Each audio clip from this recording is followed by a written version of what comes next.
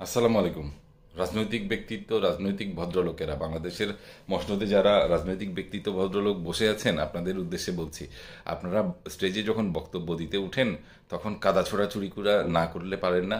আপনি অমুকের বক্তব্য, অমুককে বদনাম করেন, বিএনপি আওয়ামী লীগের বদনাম করে, আওয়ামী লীগ বিএনপির বদনাম করে, জামায়াতে ইসলামী আওয়ামী লীগের বদনাম করে। এই যে একজন আরেকজনের প্রতি কাদা ছোড়াছুড়ির এই নোংরামি জিনিসগুলা বাদ দিতে পারেন না। এগুলা তো শিখায় শিখায় আমাদের, আমরা যারা বুঝি তারা ছাড়া বেশিরভাগ অবুঝ দেশের মানুষগুলা এগুলা তো দেখে দেখে এগুলাতেই অভ্যস্ত হচ্ছে। আপনাদের ভাই লজ্জা থাকা উচিত। এই যে লজ্জা শরমহীন আপনাদের যে এই যে কম পরিমাণের যে কোয়ালিটি, আপনাদের যে যোগ্যতাহীন যে আচরণ, এগুলো যোগ্যতাহীন আচরণ, প্রতিহিংসামূলক যে রাজনীতি, মিথ্যা প্রপাগান্ডা ছাড়িয়ে, আচ্ছা, ভিন্ন কথা বলে ইতিহাস বিকৃত করে আপনারা যে ধরনের রাজনৈতিক প্রেক্ষাপট বাংলাদেশে তৈরি করেছেন, এটা অত্যন্ত জঘন্য। এটা জনকল্যাণমূলক না। জনগণের জন্য কাজ করেন যখন, জনগণ যখন আপনাদেরকে ম্যান্ডেট দেয়, আপনারা আপনারা সবাই থার্ড ক্লাস। কেন জানেন? আপনারা জনগণের ম্যান্ডেট নিয়ে এসে বসেন, সংসদে বসেন, এরপরে জনগণের জন্য কাজ করেন না। সমগ্র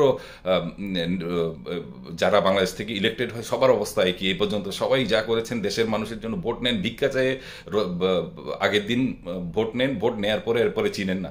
কয়েকজন মাত্র হাতে গোনা মানুষ খুঁজে পাওয়া যাবে যারা বাংলাদেশে নির্বাচিত হওয়ার পরেও তার এলাকায় গিয়ে কাজ করে। লজ্জা থাকা উচিত আপনাদের।